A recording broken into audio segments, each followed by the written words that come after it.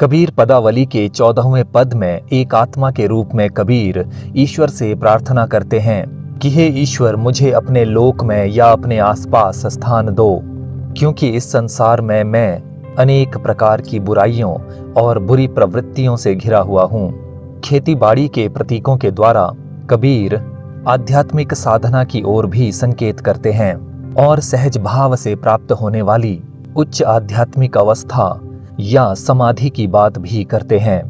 कबीर कहते हैं, अब मोही ले चली ननद के बीर अपने देसा, इन पंचनी मिली लूटी हूँ कुसंग आही बदेसा। ननद के बीर या ननद का भाई यहाँ पर पति अथवा स्वामी को कहा गया है, जो कि परमात्मा है। अपने देसा अर्थात अपने लोक में या अपने आसपास। पंचनी शब्द 5 विकारों की ओर संकेत करता है, जो कि काम, क्रोध, लोभ, मोह और अहंकार हैं। कुसंग अर्थात कुसंगति या बुरी संगति। आही अर्थात है। बदेसा अर्थात विदेश में या परदेश में। यहाँ पर संसार को परदेश कहा गया है। अब मोही ले चली ननद के बीर अपने देसा। कबीर एक आत्मा के रूप में परमात्मा से प्रार्थना करते हैं कि हे ननद के भाई अथवा हे परमात्मा रूपी प्रियतम या स्वामी, अब तुम मुझे अपने देश ले चलो या मुझे अपने लोक में अपने साथ रहने का अवसर प्रदान करो। कबीर कहना चाहते हैं कि उनकी आत्मा आध्यात्मिकता के उस स्तर पर पहुंच गई है जहां पर वो परमात्मा को अपनाने के लिए या परमात्मा में लीन होने के लिए तैयार है।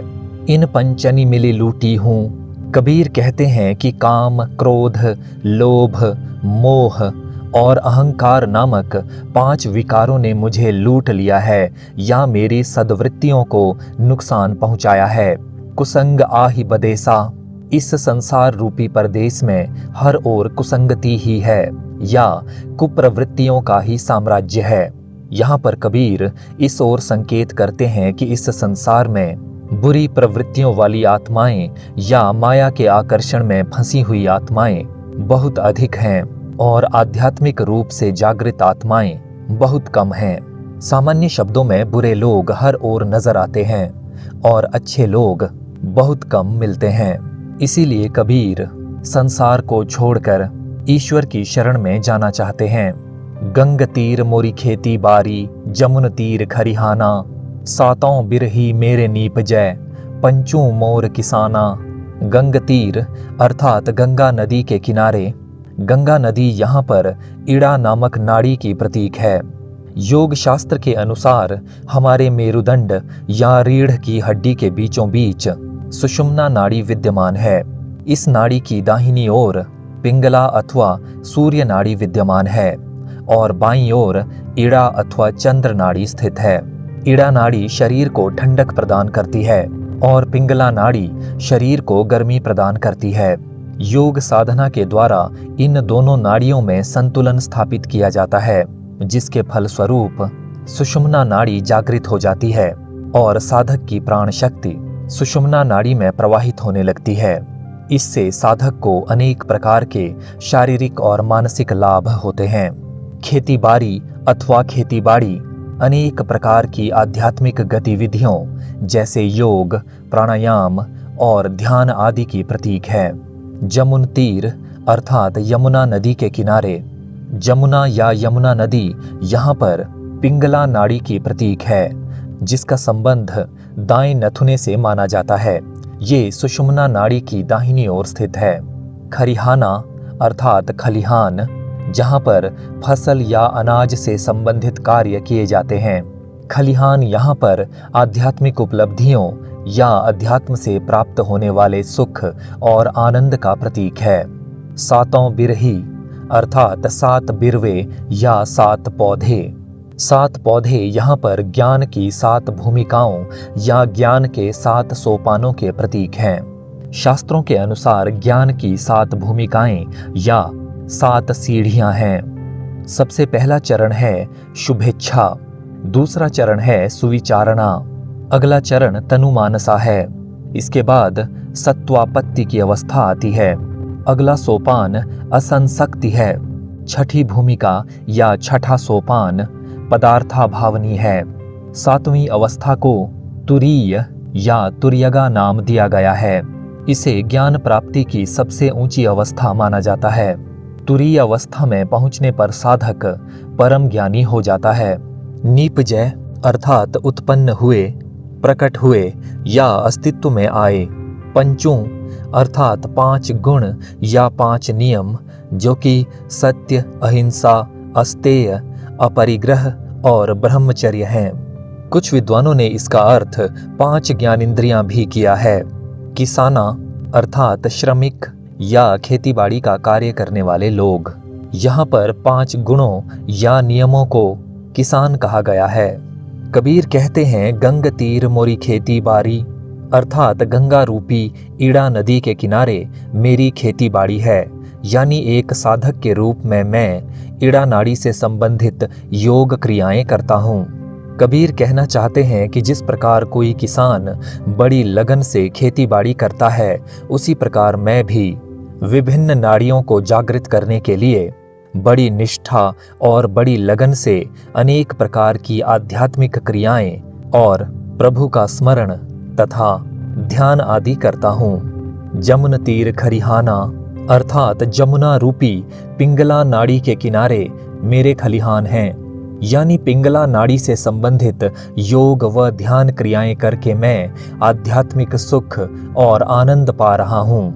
कबीर कहना चाहते हैं कि जिस प्रकार एक किसान खेती बाड़ी करता है, अन्न उपजाता है और उसे अपने खलिहान में जमा करता है, उसी प्रकार मैं भी ईड़ा और पिंगला नाड़ियों से संबंधित योग क्रियाएं करके उन्हें जागृत कर रहा हूँ और इससे मिलने वाले आध्यात्मिक सुख अथवा आनंद का उपभोग कर रहा हूँ। सातों बिरही मेरे नीपजय अर्थात 7 प्रकार के पौधे या 7 प्रकार के अन्न मेरे खेतों में पैदा हो गए हैं। दूसरे शब्दों में आध्यात्मिक क्रियाओं के फलस्वरूप मेरे जीवन में ज्ञान की 7 भूमिकाएं प्रकट हो गई हैं, या मैंने ज्ञान की 7 अवस्थाओं को अनुभव कर लिया है।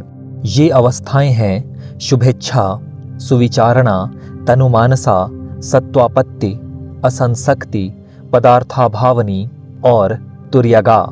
पंचों मोर किसाना अर्थात सत्य, अहिंसा, अस्तेय, अपरिग्रह और ब्रह्मचर्य रूपी 5 गुण या नियम किसानों या श्रमिकों की तरह निरंतर कार्य कर रहे हैं। कबीर कहना चाहते हैं कि 5 नियम रूपी किसानों के द्वारा मेहनत करके मैंने ज्ञान की 7 भूमिकाएं रूपी 7 प्रकार के अन्न या 7 प्रकार के पौधे उत्पन्न कर लिए हैं। इन दोनों पंक्तियों में संत कबीर ने बड़ी कुशलता से ग्रामीण जीवन और खेती बाड़ी के रूपक को आध्यात्मिक साधना से जोड़कर प्रस्तुत किया है। खेत, खलिहान तथा पौधों के दृश्य होने के कारण इन पंक्तियों में दृश्य बिंब है। कहे कबीर यहु अकथ कथा है, कहता कही न जाई, सहज भाई जिहि उपजय ते रमि रहे समाई।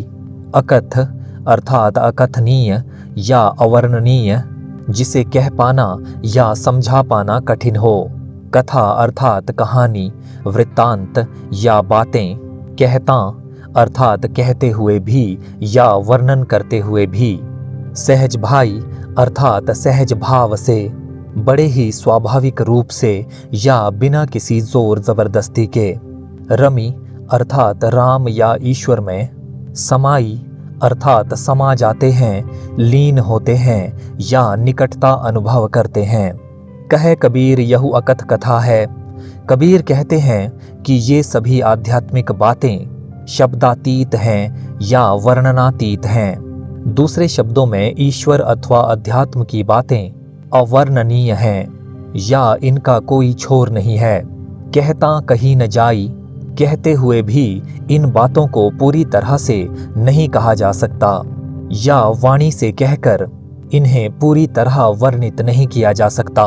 कबीर कहना चाहते हैं कि मैं आध्यात्मिक क्षेत्र की बातों को कहकर समझाने का प्रयास तो कर रहा हूँ, लेकिन पूरी तरह कह पाने में फिर भी असमर्थ हूँ, क्योंकि इन बातों का कोई छोर नहीं है।